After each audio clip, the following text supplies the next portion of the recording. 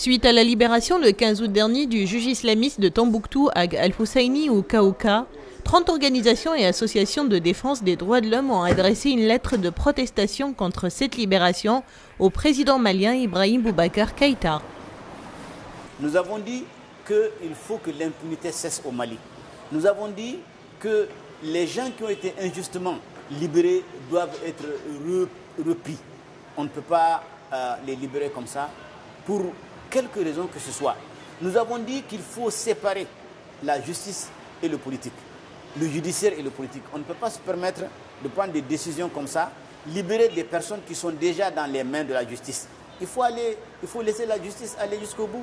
Cette libération intervient dans le cadre des discussions en cours avec les groupes rebelles. Pour les défenseurs des droits de l'homme, la libération de Ouka qui a ordonné l'amputation, la lapidation et la flagellation de plusieurs habitants est injustifiée.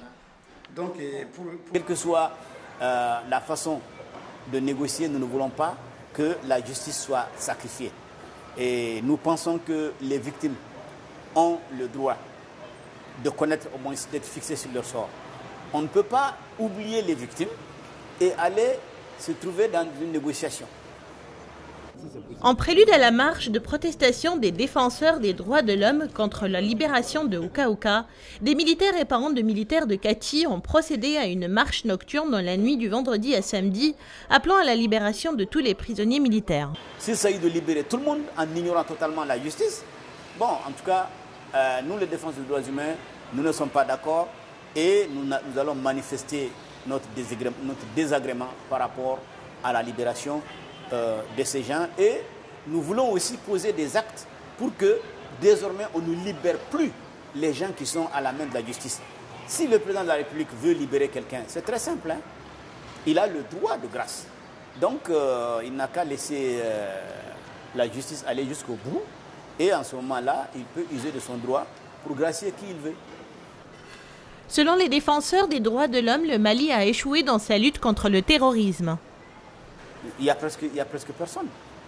D'abord, il y avait une première fois, on a libéré 42. Ensuite, on a libéré encore une dizaine. Nous pensons que tous les terroristes vont être libérés. Et les victimes, pendant ce temps, eh bien, je ne sais pas où est-ce qu'ils vont se cacher. Vraiment, le gouvernement a échoué dans sa lutte contre le terrorisme. Parce que les terroristes sont en train de dicter leurs lois. Les terroristes nous demandent de libérer, libérer leurs camarades et nous les libérons. Alors qu'il y avait un processus qui s'est enclenché. Il y a même des lois antiterroristes qui ont été adoptées, lois d'ailleurs avec lesquelles nous avons souvent, pour lesquelles nous avons des réserves, mais c'était des lois qui étaient là et qu'il fallait appliquer quand même.